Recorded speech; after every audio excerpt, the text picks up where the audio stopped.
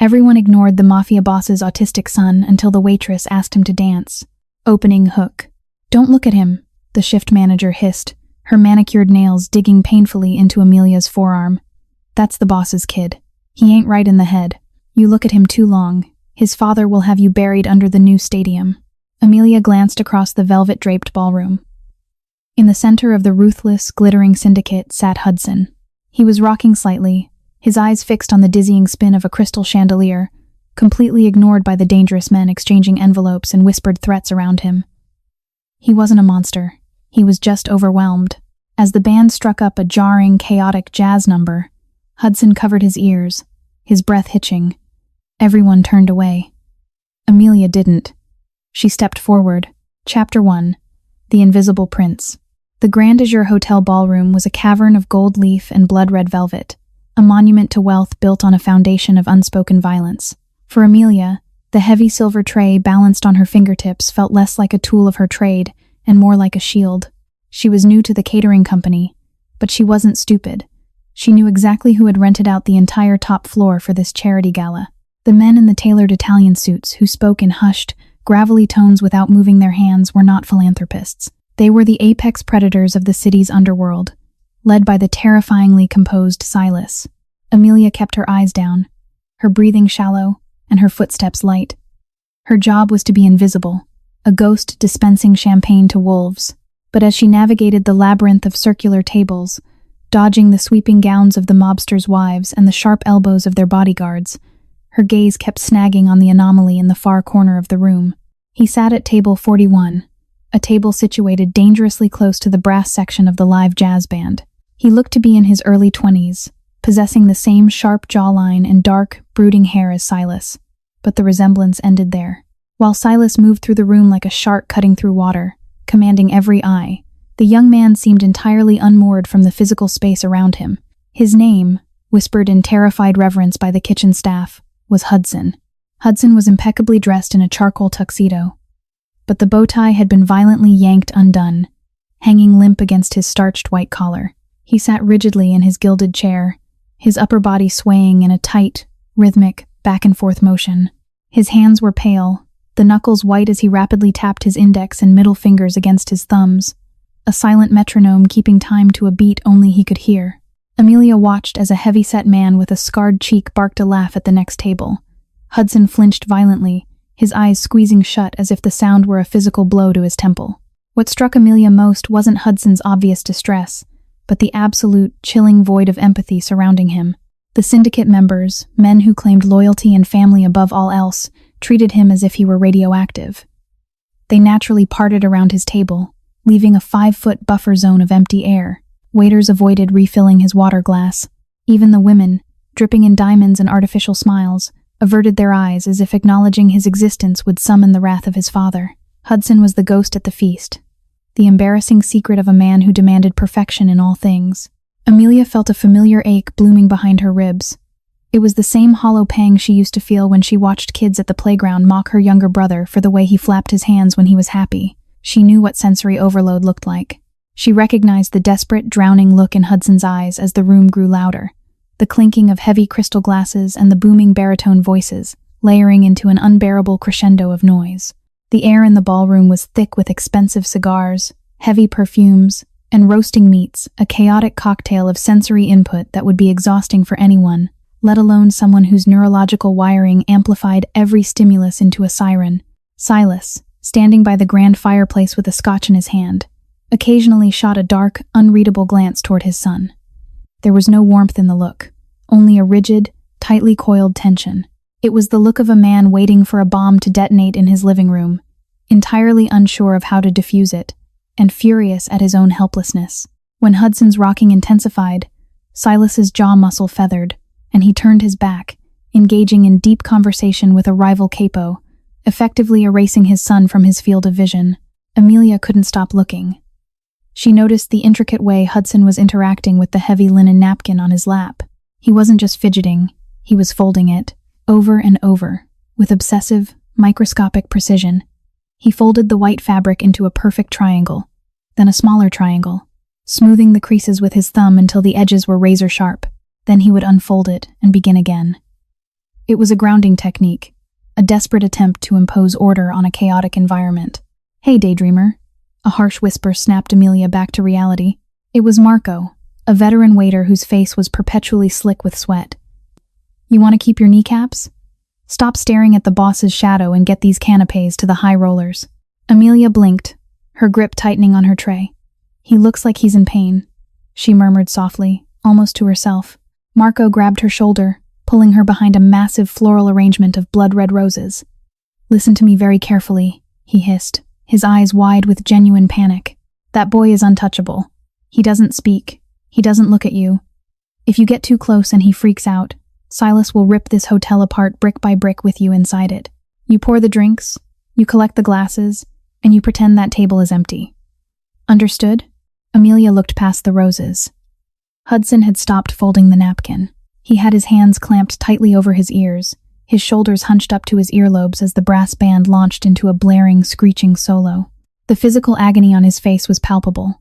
A silent scream in a room full of deafening conversation. She looked down at her polished black shoes, the weight of the silver tray suddenly feeling like an anchor pulling her underwater. She knew the rules of survival in a room like this. Head down, mouth shut, mind your own business. But as she watched the invisible prince of the underworld drowning in plain sight, a dangerous, defiant spark ignited in her chest. She couldn't fix the mob, and she couldn't fight his father, but she knew how to weather a storm. She adjusted her grip on the tray, took a deep breath, and stepped out from behind the flowers, her eyes locked on table 41. Chapter 2. The Dropped Tray. The air in the ballroom felt as thick as syrup, heavy with the oppressive heat of too many bodies and the sharp tang of spilled alcohol. Amelia moved through the throng with practiced grace, her eyes continuously darting toward the far corner where Hudson sat. The band had transitioned from the blaring brass solo to a fast-paced, erratic swing number, the snare drum cracking like pistol shots over the low hum of dangerous men making deals. Every crack of the drum seemed to send a visible tremor through Hudson's rigid frame.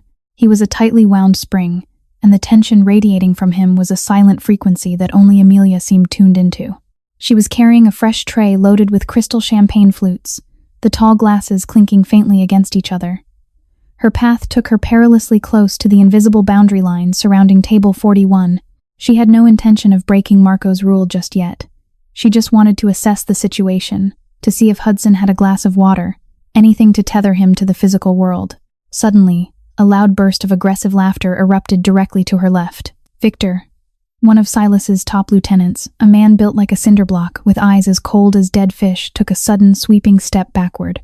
He was deep in a boisterous argument about shipping routes, his massive hands gesturing wildly to emphasize his point. He never even looked to see who was behind him. The collision was brutal. Victor's elbow slammed hard into Amelia's shoulder blade, the sheer force of his bulk sending her stumbling forward. For a horrifying suspended second, Amelia fought gravity, her arms flailing as she tried to balance the heavy silver tray. But physics was unforgiving. The tray tipped. Time seemed to slow down as a dozen crystal flutes launched into the air, arcs of pale gold champagne spraying like a miniature fountain. They hit the polished marble floor just inches from the edge of table 41. The sound was deafening, a chaotic, violent shattering of glass that cut through the music and the chatter like a knife. The immediate silence that fell over the surrounding tables was absolute and terrifying. The band stumbled to a halt. Conversations died in the throats of men who regularly ordered executions. Every eye in the vicinity snapped to the disaster. Amelia dropped to her knees, her heart hammering wildly against her ribs, the blood roaring in her ears. She expected Victor to yell, or worse, for Silas's guards to drag her out by her hair. She scrambled frantically, her bare hands scraping against the marble as she tried to sweep the jagged shards together. "I'm so sorry," she gasped, her voice trembling. "I'm sorry, I'll clean it up." But the threat didn't come from Victor. The real terror in the room stemmed from the reaction of the boy sitting at the table. At the sound of the crash, Hudson had lunged out of his chair. He didn't run away. Instead, he dropped directly onto his knees on the floor, mere inches from Amelia. The sudden, erratic movement sent a wave of panic through the mobsters. Hands instinctively reached into tailored jackets, resting on concealed holsters. A low murmur of alarm rippled through the crowd. Silas, standing 50 feet away, froze mid-sentence, his dark eyes snapping onto his son with a look of sheer, unadulterated dread. Amelia froze, her hand hovering over a large, dagger-like shard of crystal. Hudson was right beside her. Up close, she could smell the clean, sharp scent of his soap, entirely devoid of the heavy colognes the other men wore. His breathing was rapid, shallow pants, his chest heaving under the tailored shirt. He was staring intensely at the broken glass spread across the floor. "Don't touch him," Victor barked, stepping forward, his face flushed with panicked anger. "Get away from him, you stupid girl." Amelia didn't move. She couldn't. She was captivated by what Hudson was doing. He wasn't having a meltdown. He wasn't screaming. Instead, his long, elegant fingers reached out toward the wreckage. He bypassed the large, dangerous shards and zeroed in on the smaller, geometric pieces. With breathtaking speed and precision, Hudson began to pick up the pieces of broken crystal. But he wasn't just clearing them away. He was organizing them. He placed a perfectly triangular shard down, then found another that fit snugly against its jagged edge. He was building a pattern, categorizing the chaos by shape and size. Amelia understood instantly. The loud, unpredictable crash had shattered his fragile equilibrium, and his mind was frantically trying to reassert control over his environment by imposing order on the debris. If security rushed him now, if they grabbed him or yelled, the situation would explode into a catastrophic sensory overload. "Let him," Amelia whispered, her voice surprisingly steady, though it barely carried over the tense silence. Victor sneered, taking another step. "Are you deaf?" I said, "Move back." "If you yell, you'll scare him," Amelia said, looking up, her eyes locking fiercely with the towering enforcer. "Look at him. He's not hurt. He's working." Before Victor could respond, Amelia turned her attention entirely back to Hudson. She didn't speak to him, knowing her voice would just be more noise. Instead, she slowly, deliberately picked up a piece of glass that resembled a trapezoid. She held it loosely in her palm, hovering it near the edge of his growing, glittering mosaic on the floor. Hudson stopped. His eyes, a striking clear blue, flicked from the floor to her hand. He stared at the piece of glass for 3 agonizingly long seconds. The entire room seemed to be holding its breath. Silas was now pushing through the crowd, his face a mask of restrained fury, his bodyguards trailing like a dark wake behind him. Then, Hudson reached out. His fingers brushed against Amelia's palm, a fleeting, cold contact. He took the trapezoid and placed it precisely into a gap in his pattern. It fit perfectly. A tiny, almost imperceptible exhalation of breath escaped Hudson's lips. The frantic, shallow panting slowed. Amelia picked up another piece, a long, thin sliver, and offered it the same way. Again, he took it. Together, in the dead center of a room filled with the most dangerous men in the city, the waitress and the Mafia boss's son knelt on the floor, quietly, methodically turning a disastrous mess into a perfectly organized puzzle of broken light. When Silas finally reached the edge of the circle, he stopped dead. He looked down at the floor, at the intricate, geometric arrangement of glass, and then at the young woman with a torn apron kneeling beside his untouchable son. For the first time all evening, Hudson's hands weren't trembling. For the first time, he looked anchored. Silas didn't say a word. He just stared, a heavy, complicated silence descending upon him. Chapter 3. The Sanctuary in the Kitchen. The fallout from the drop tray resulted in Amelia being quietly reassigned to the blazing heat of the industrial kitchen. 3 days later, during another deafening, opulent banquet, the heavy swinging doors burst open. Hudson stumbled into the fluorescent glare, fleeing the dining room's roar. His tie was gone, his hands clamped fiercely over his ears. "Hey, health code, out!" a massive sous chef bellowed. Hudson backed against a stainless steel prep counter, curling inward as he began to rock violently on his heels. Amelia dropped her tweezers. "Stop yelling," she snapped at the chef, stepping between them. She didn't try to touch Hudson. She pitched her voice low and steady. "Hudson, it's too loud in here. Follow me." She walked slowly toward the back of the kitchen, tapping her leg rhythmically. Hudson followed the sound, his hands still locked over his ears. Amelia pulled open the heavy metal door to the walk-in freezer. A wave of pristine frost rolled out. Hudson stepped inside, and she let the insulated door thud shut, instantly severing the chaotic roar of the kitchen. The silence was heavy and profound. Hudson dropped his hands, his rigid spine relaxing in the bitter cold. After several minutes, his gaze drifted down to the chrome shelving unit. He reached out and tapped his knuckles against the metal uprights. Tap, tap, tap, tap, tap, tap, tap, tap, tap, tap, tap, tap. 1, 1, 2, 3, 5. Fibonacci, Amelia whispered softly into the cold air. The sequence. Hudson's hand froze.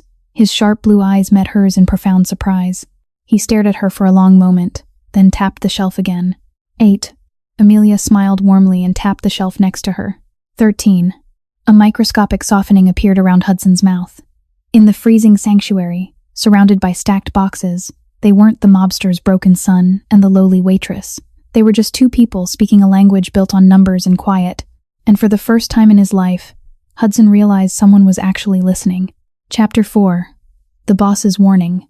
The summons to Silas's executive suite came the next afternoon. Silas stood behind his massive oak desk, staring out the window at the sprawling metropolis. "Amelia," he said, turning around. His voice was a lethal purr. "Nursing school dropout, drowning in your late mother's medical debt. And now, playing savior to my son in a freezer." He knew everything. Amelia forced herself to keep her chin level. He was having a severe sensory overload, Mr. Silas. He needed a controlled environment to regulate his nervous system. Silas stepped closer, his dark eyes piercing. "You sound like the overpriced specialists who told me my boy was locked inside his own mind." "They were wrong," Amelia stated firmly. "He isn't locked inside. He processes everything all at once. Every sound, every light. It's like having 100 radios playing at maximum volume. He needs structure and patterns to anchor himself, not isolation." Silas's hand slammed onto the heavy oak desk like a thunderclap. "I keep him guarded to keep him alive. In my world, weakness is blood in the water. If the other families see him as defective, they will tear him apart." He pulled a thick, banded stack of $100 bills from his drawer and tossed it onto the polished wood. $50,000, Silas said, his voice returning to a cold, dead calm. "That pays off your debt. That buys a new life. Walk out of this hotel and forget you ever saw my son. If I catch you analyzing him again, I will not offer you money." Amelia looked at the stack of cash. It was a lifeline. But then she thought of Hudson tapping the Fibonacci sequence in the cold dark, finally finding a sliver of connection. Slowly, deliberately, Amelia took a step back. She didn't reach for the money. "I'm scheduled for the main floor tomorrow night," Amelia said quietly. "I'll make sure the champagne flutes are spotless." She turned and walked out the heavy mahogany door, leaving the money untouched on the desk. She had just declared war on a king, armed with nothing but the truth. Chapter 5. The Gala and the Crisis. The annual Syndicate Equinox Gala was the crown jewel of Silas's social empire. It was an event designed not for charity, but for power projection. The entire grand ballroom of the Grand Azure had been transformed into a suffocatingly opulent display of wealth. Massive, multi-tiered chandeliers dripped with hundreds of thousands of crystals, refracting light like a kaleidoscope of diamonds. The floral arrangements were towering monoliths of white orchids and black lilies, imported at staggering cost. But beneath the veneer of luxury, the air crackled with a lethal, electric tension. Tonight, Lorenzo was present. Lorenzo was the head of the rival Western faction, a man with a smile like a razor blade and eyes that constantly calculated the weaknesses of everyone in the room. He had arrived with an entourage of heavily armed men masquerading in tuxedos, occupying a massive block of tables near the center of the room. The truce between Silas and Lorenzo was fragile, held together by mutually assured destruction and immense profit margins. Tonight was a delicate dance of diplomacy on a razor's edge. Amelia was stationed near the periphery, tasked with maintaining a sprawling caviar and ice sculpture buffet. Her nerves were frayed, every muscle tight as a piano wire. Since her meeting in the office, she could feel the heavy, invisible weight of Silas's surveillance on her. His men watched her every move, but her attention wasn't on the guards, or even on Lorenzo. It was entirely fixed on table 41. Hudson had been forced to attend. Silas needed to present a united family front, a picture of unshakable stability. But placing Hudson in the center of this specific maelstrom was an act of profound, catastrophic ignorance. The sensory assault was worse than ever before. To drown out the whispered threats and aggressive negotiations, the live orchestra was playing at an ear-splitting volume.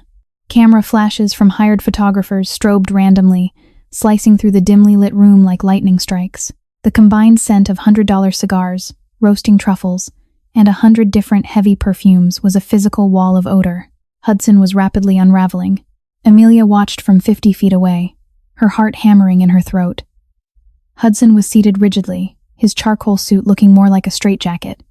He wasn't folding napkins tonight. His hands were locked on the edge of the heavy oak table, his knuckles bone white. He was rocking violently now, a hard, fast, terrifyingly relentless motion. His eyes were squeezed tightly shut, his face contorted in absolute agony. He was humming, a low, desperate, atonal sound that grew louder with every passing second, a desperate attempt to drown out the external noise with internal vibration. At the surrounding tables, the forced ignorance was breaking down. Lorenzo's men were pointing and snickering behind their hands. One of Lorenzo's capos leaned over, whispering something to his boss that made Lorenzo smirk cruelly and look directly at Hudson. The disrespect was palpable, thick enough to choke on.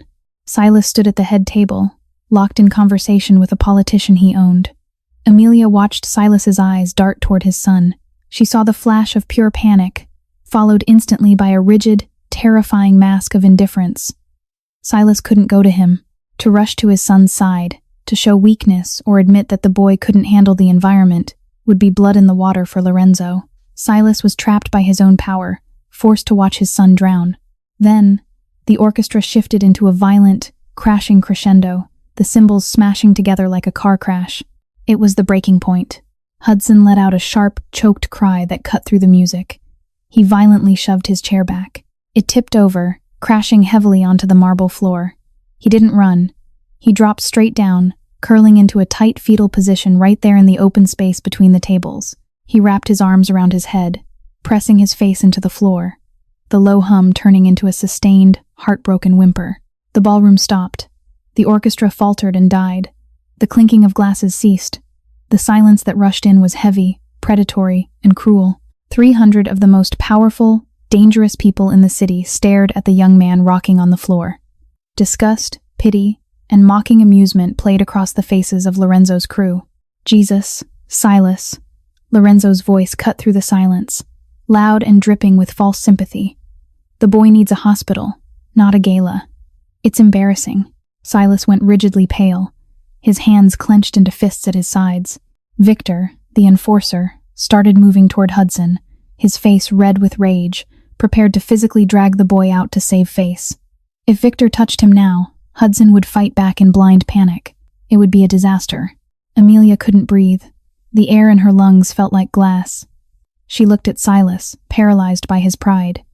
She looked at Victor, advancing like a thug to clear debris. And she looked at Hudson, crushed beneath the weight of a world built for monsters. She remembered the money on the desk. She remembered the threat. You walk out of this hotel, and you forget you ever saw my son. Amelia set down her silver tongs on the buffet table. The small clink echoed in her own ears. She wiped her hands on her apron. She didn't look at the armed guards, or the sneering mobsters, or the terrified staff. She stepped out from the buffet line. She broke protocol. She broke the unspoken law of the underworld. She walked directly out onto the open floor, her black shoes clicking softly against the marble, moving with terrifying purpose toward the center of the storm. Chapter 6. The Invitation.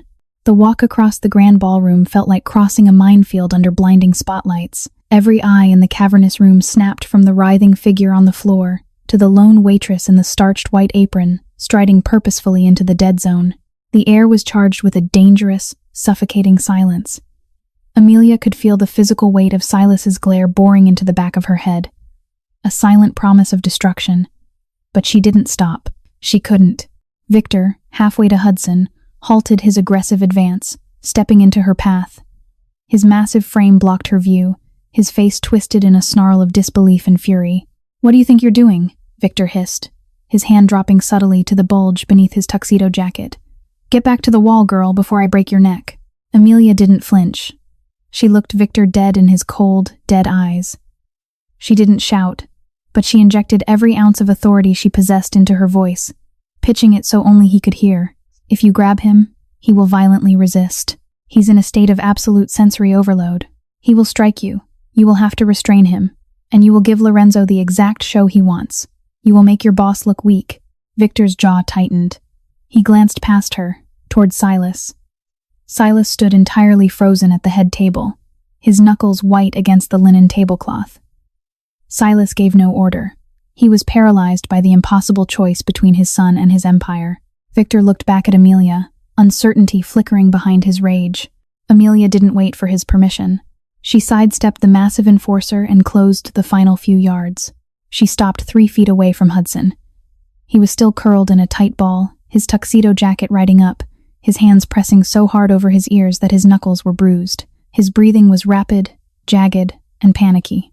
The entire room was watching, waiting for the circus act to conclude. Amelia slowly knelt on the marble floor. She made sure her apron rustled loudly enough to announce her presence without startling him. She didn't reach out. She didn't try to touch his shoulder or pry his hands away. She knew that any physical contact right now would feel like a physical assault. Instead, she placed her hands flat on the cold marble floor, directly in his line of sight if he chose to open his eyes. "Hudson," Amelia said. Her voice was incredibly soft, pitched at a frequency meant only for him, slipping under the heavy silence of the room. "It's Amelia." From the kitchen. From the cold. He didn't move, but the frantic, jagged rhythm of his breathing hitched, pausing for a fraction of a second. He was listening. "The noise is chaotic right now," Amelia continued, keeping her cadence slow, rhythmic, and incredibly steady. "It's unstructured. It's too much data. We need to build a pattern to box it out. Do you understand?" Slowly, agonizingly, Hudson's eyelids fluttered. He didn't look at her face. His gaze locked onto her hands pressed flat against the marble. Amelia began to tap her index finger against the floor. Tap, pausa, tap, pausa, tap, pausa. 1, Amelia whispered. 2, 3, 4. She tapped out a steady, unyielding 4/4 time signature. It was the absolute antithesis of the chaotic jazz that had triggered his meltdown. It was rigid, predictable, and mathematically perfect. "Everything in this room is random right now, Hudson," she murmured, maintaining the beat. "But math isn't random. Geometry isn't random. I need you to focus on the structure." Hudson's tight curl loosened by a millimeter. His hands remained over his ears, but his body turned slightly toward the source of the tapping. "We talked about sequences in the cold," Amelia said softly. "Now we're going to build one. It's called a box step. It's a square. It's 4 corners, 4 steps, repeating infinitely. It is total control over the physical space. 1, 2, 3, 4. She kept tapping. The silence in the ballroom was absolute. 300 hardened criminals were watching a waitress tap her finger on the floor, entirely perplexed by the bizarre pantomime. "I need you to stand up with me, Hudson," Amelia said, her voice a calm anchor in a raging sea. "We are going to map the floor. We are going to put the noise into a box." She stopped tapping and slowly stood up. She didn't offer her hand. She stood tall, giving him space, waiting. For 10 agonizing seconds, nothing happened. The heavy, mocking whispers started to rise again from Lorenzo's tables. A sneer began to form on Lorenzo's face. Then, Hudson moved. He didn't scramble. He unfolded himself with a sudden, rigid precision. He rose to his feet, his hands finally dropping from his ears to his sides. His fists were still tightly clenched, his eyes locked firmly on the space between his shoes and hers. The tension radiating from him was still immense, but it was no longer pure panic. It was hyper-focused concentration. Amelia took a deliberate half-step backward, creating a small, invisible square of space between them. "The pattern is a square," Amelia said clearly, loud enough for him to hear, but ignoring the hundreds of predators watching them. Left foot forward, right foot across, left foot back, right foot together, 4 points. She didn't wait for the orchestra. She didn't ask for music. She provided the structure herself, speaking the cadence aloud in a clear, ringing tone that carried across the breathless room. 1, she said, stepping forward with her left foot. Hudson hesitated for a fraction of a second. Then, mirroring her movement perfectly, he stepped back with his right. 2, Amelia said, stepping to the side. Hudson stepped to the side. 3, she stepped back. He stepped forward. 4, she brought her feet together. He closed the square. He was looking down at their feet, his face a mask of intense concentration. The violent rocking had vanished entirely, replaced by the strict, mathematical execution of the movement. Amelia looked up toward the balcony where the orchestra sat frozen. She locked eyes with the terrified conductor, her gaze fierce and commanding. She nodded sharply, once. "Play," she mouthed. "A waltz. Slow. 4/4 time." The conductor, reading the sheer desperate authority in her face, swallowed hard and raised his baton. The orchestra, tentatively at first, began to play a slow, sweeping, highly structured classical piece. It wasn't chaotic brass. It was strings, organized and mathematically precise. Amelia looked back at Hudson. He had flinched slightly at the first note, but as the steady, predictable rhythm of the strings swelled, his shoulders dropped a fraction of an inch. "The pattern holds." "Hudson," Amelia whispered. She slowly, carefully, raised her left hand, offering it to him. She didn't grab him. She waited. Hudson stared at her hand. He looked at the geometric shape her arm made. Then, with a slow, deliberate movement, he raised his right hand and rested his palm flat against hers. His hand was trembling slightly, cold as ice, but he didn't pull away. Amelia placed her other hand lightly on his shoulder. He placed his on her waist, rigid, holding her as if she were made of fragile glass. "1," Amelia said softly, stepping into the music. "2, 3, 4. And in the dead center of the syndicate's empire, surrounded by men who ruled with fear and violence, the invisible prince and the waitress began to dance. Chapter 7. The Dance of Defiance. The Grand Azure Ballroom, normally a theater of power and intimidation, had been transformed into a surreal, breathless vacuum. The slow, melancholic swell of the orchestra's strings washed over the crowd, but nobody was listening to the music. Every gaze was locked on the center of the floor, watching a phenomenon that defied the brutal logic of their world. Hudson moved with the rigid precision of a metronome. There was no flowing grace to his steps, no natural sway to his hips. Instead, there was a stark, almost architectural beauty to his movement. Every step was exactly the same length. Every pivot was calculated to the degree. He wasn't dancing to express emotion. He was dancing to execute a formula. The 4/4 time signature was a cage he was building around the overwhelming sensory inputs of the room, a mathematical fortress keeping the chaos at bay. Amelia matched him perfectly. She didn't try to lead him into anything complicated.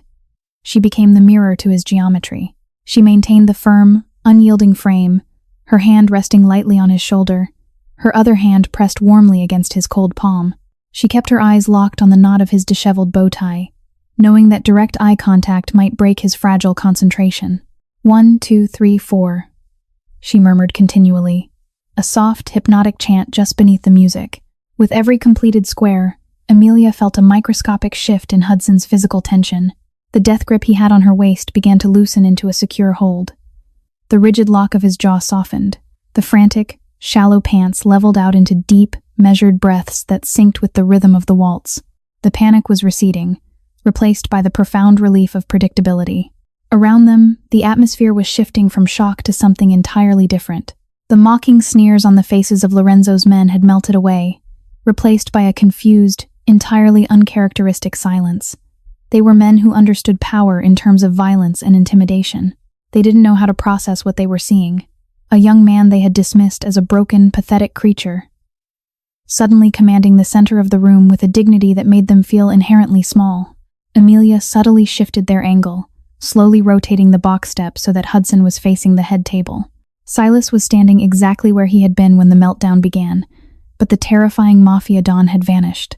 Silas looked like a man who had just taken a bullet to the chest and hadn't yet fallen. His face was pale, his dark eyes wide and shimmering with a moisture he fought desperately to suppress.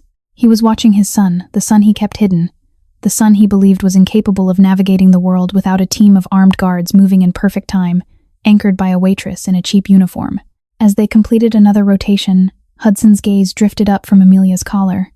For a fleeting second, his incredibly sharp, observant blue eyes swept across the crowd. He saw Lorenzo's men staring in stunned silence. He saw his father's capos watching with a strange, dawning respect. And he saw Silas. Hudson didn't break the rhythm. He didn't stumble. But his chin lifted, just a fraction of an inch. It was a microscopic gesture of profound defiance. It was an unspoken declaration. I am here. I am not invisible. Amelia felt a fierce, protective pride bloom in her chest. So hot it almost brought tears to her eyes. She squeezed his hand gently.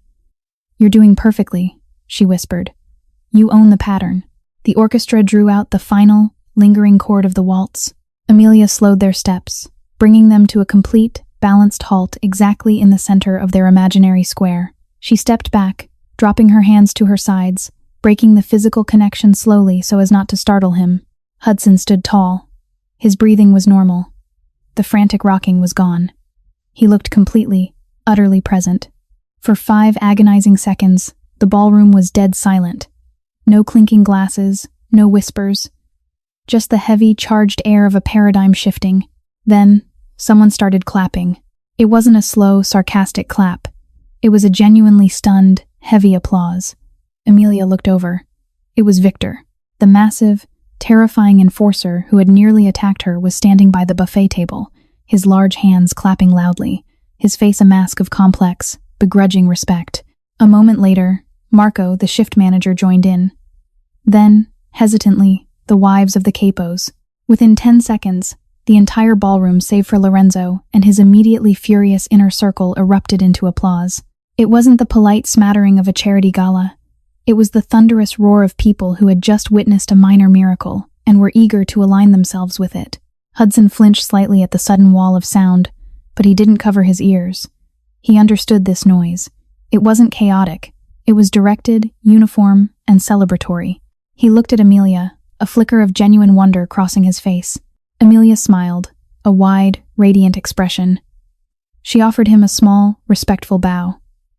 Hudson, ever precise, mirrored the gesture with a stiff, formal nod.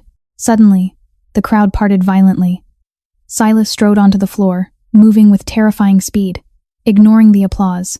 He bypassed Amelia entirely and stopped directly in front of his son. The room held its breath again. Silas reached out, his large, calloused hands gripping Hudson's shoulders. He didn't shake him.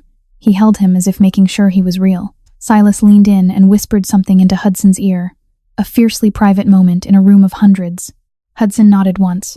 Silas turned, his arm remaining draped securely over his son's shoulder, a public claim, a shield, and an apology, all at once.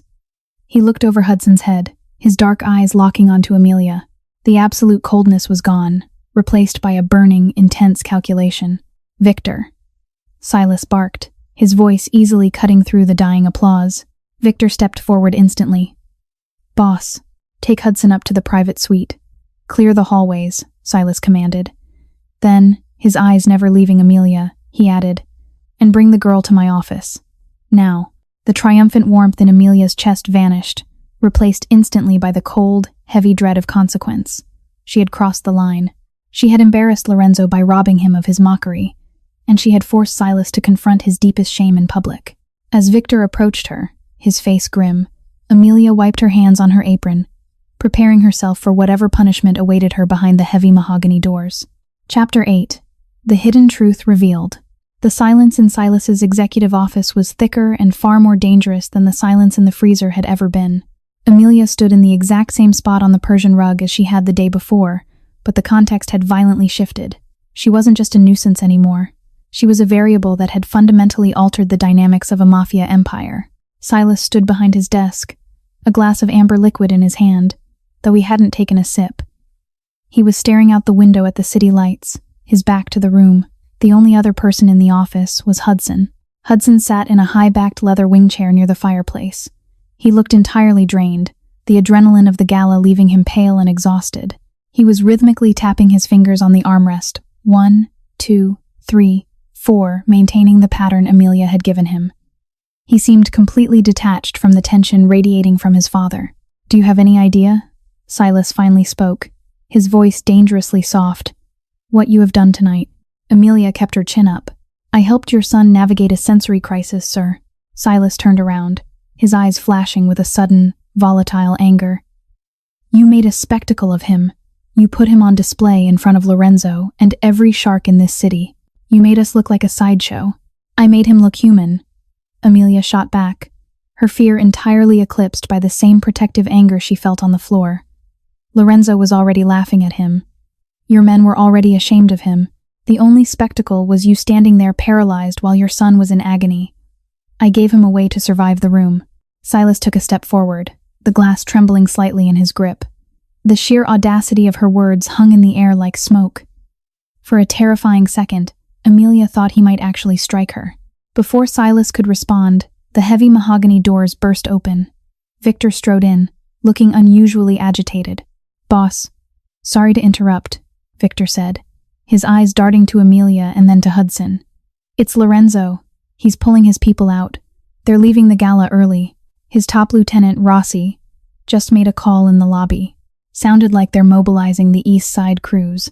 Silas's anger instantly evaporated, replaced by the cold, lethal calculus of a wartime general. He slammed the glass down on his desk. Mobilizing? Tonight? The truce holds until the end of the month.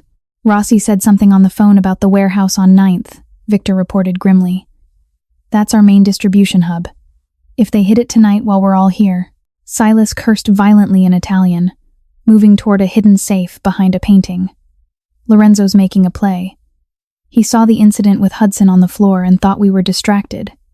He thinks I'm weak. Silas began barking orders. Get the cars ready. Pull the men from the perimeter. We need to secure 9th Street in 10 minutes. It's not 9th Street, a voice said. The entire room froze. Silas stopped halfway to the safe. Victor's hand paused on his radio. Amelia turned in shock. The voice was quiet, flat, and entirely devoid of emotional inflection. It came from the leather wing chair. Hudson was looking directly at his father. He had stopped tapping. Silas stared at his son, stunned. Hudson almost never spoke, and never unprompted in a room full of people. What did you say, Hudson? It is not 9th Street, Hudson repeated clearly. He didn't blink. He was reciting information, pulling data from a vast, incredibly organized internal filing system. Lorenzo's lieutenant, Rossi. He is lying on the phone. It is a misdirection. Silas walked slowly back to his desk, staring at his son as if he had grown a second head. How could you possibly know that? Hudson's eyes flicked to a spot on the wall behind Silas, engaging his perfect recall. October 14th, 2:14 p.m. You were meeting with Lorenzo in the south dining room. I was sitting at the corner table, folding napkins. You were discussing the Port Authority bribes. Silas frowned. Yes, I remember. You were having a bad day. You were rocking. You weren't paying attention. I was processing, Hudson corrected, his voice entirely analytical. You believed I was deaf to the room. I was not.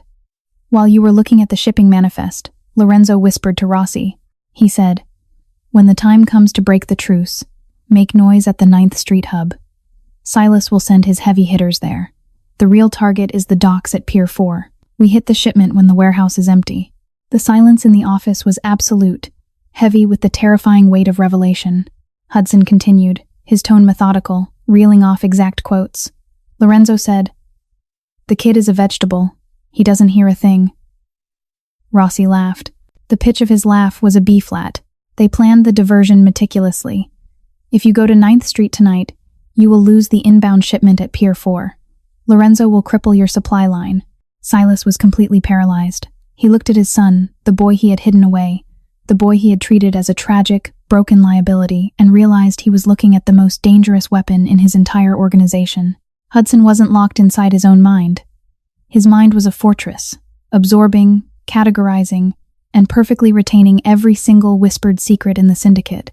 Because everyone assumed he was oblivious, everyone spoke freely around him. He was a human wiretap with an eidetic memory. Victor looked terrified. Boss, if he's right, he's right. Silas breathed, the realization crashing over him.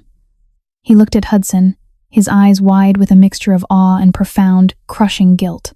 He had completely underestimated his own blood. He had mistaken sensory overload for intellectual void. Silas spun toward Victor, his demeanor instantly transforming into pure, lethal command. Change of plans. Send a skeleton crew to 9th Street to make noise and take the bait. Send every other gun we have to Pier 4. Ambush Lorenzo's men the second they touch the containers. Do it now. Victor nodded sharply and sprinted out of the room, slamming the door behind him. Silas stood breathing heavily, the adrenaline of the impending war coursing through him. He looked down at his desk, then slowly walked over to the leather chair. He knelt down, bringing himself to eye level with Hudson. It was the first time Amelia had ever seen the Mafia boss look small. You remembered all of that, Silas said, his voice thick with emotion. For months. Why didn't you tell me? Hudson looked at his father. For a moment, the protective mask slipped, revealing a vulnerability that was heartbreaking. It is loud, Hudson said softly. When I speak, people yell. When people yell, it hurts. It is easier to be quiet. But tonight, Hudson's eyes drifted past Silas, locking onto Amelia. Tonight, the pattern was safe. The box was quiet. Silas slowly turned his head, looking at the young waitress standing near the door. He finally understood. Amelia hadn't just stopped a meltdown.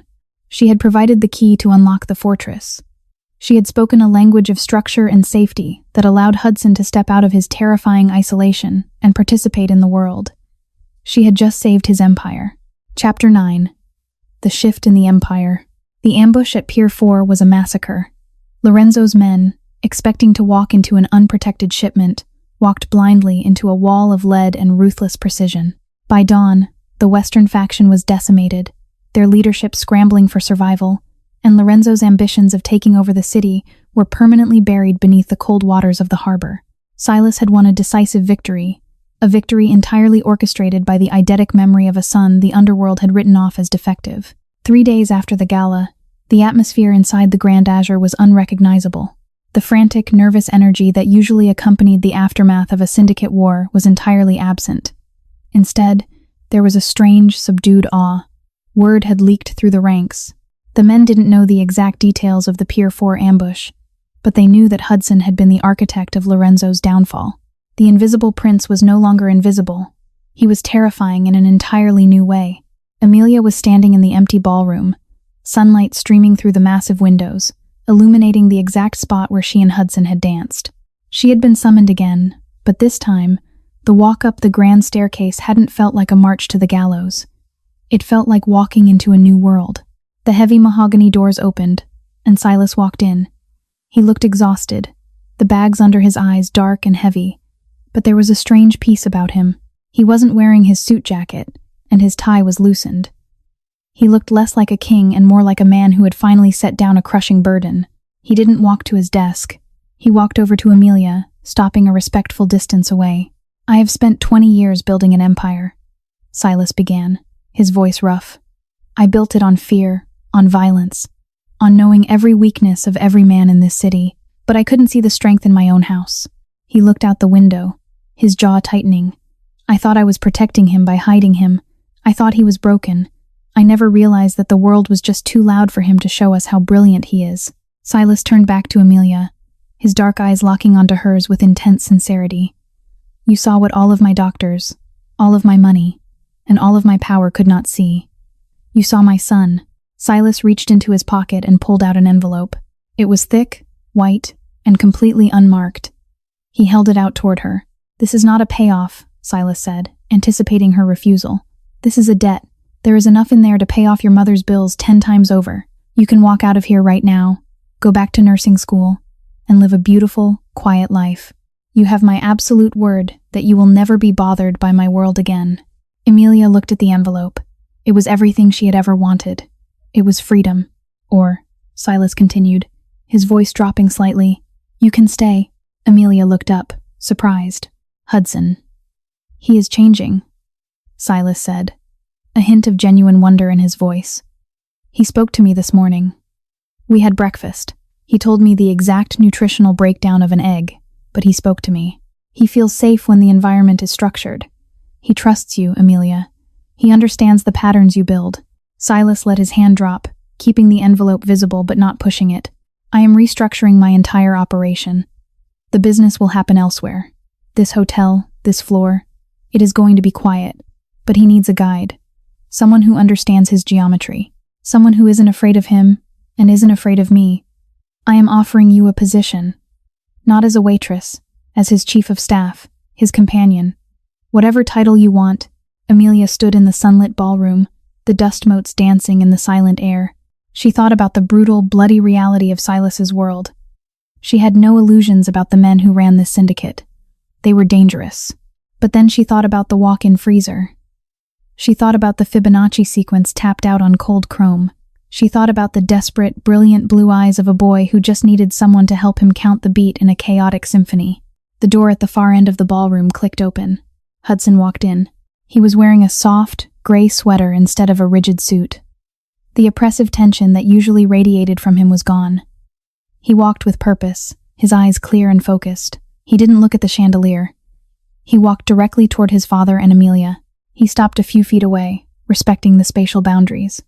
He looked at Silas, then turned his gaze to Amelia. He didn't smile, but his expression was incredibly open, devoid of the defensive armor he usually wore. He raised his right hand, index finger extended, and tapped the air gently. 1. Amelia felt a warm smile spread across her face, reaching all the way to her eyes. The choice wasn't about the money, and it wasn't about the Mafia. It was about the pattern. She ignored the envelope in Silas's hand. She turned to Hudson, raised her own hand, and mirrored his movement. Tfo. I think, Amelia said, her voice steady and full of quiet resolve. I'd like to stay. We have a lot of sequences left to build. Silas let out a long, shuddering breath, a sound of profound relief. He put the envelope back in his pocket. For the first time since Amelia had met him, the terrifying Mafia boss smiled a real, genuine smile.